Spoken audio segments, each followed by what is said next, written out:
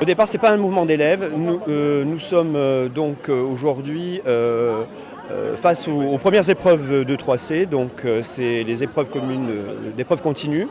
Nous disons non à ces épreuves qui ont été programmées dans la précipitation et qui ne permettent pas aux élèves de suivre un apprentissage. On multiplie les évaluations en première et terminale au détriment des apprentissages. Ça a un impact sur le rythme scolaire des élèves, sur notre travail, mais aussi au niveau de l'organisation même des établissements.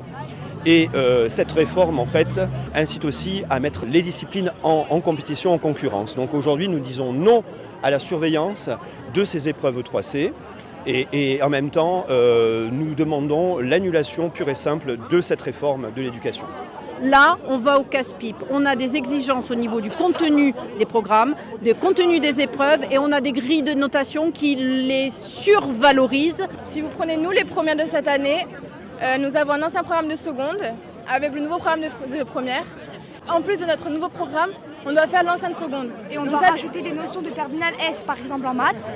On a un programme qui est fondé sur l'ancien programme de terminale S avec des notions de première S. Et ça fait qu'on a un programme qui est très compliqué en peu de temps, avec des heures qui ont été supprimées. On soutient ce mouvement qui est contre la réforme parce qu'on pense qu'au niveau des élèves, c'est une réforme qui est totalement inégalitaire pour les élèves du lycée et pour les élèves de la France entière.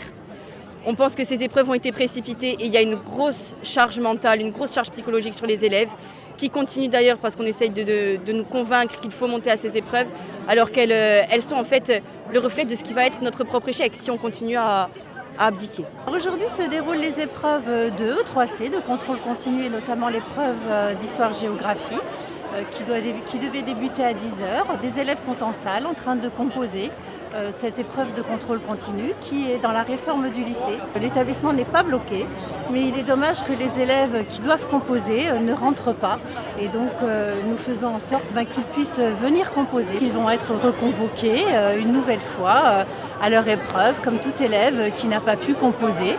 Ils devront justifier de leur absence, comme toute absence à une épreuve, et comme ça se passe à chaque fois.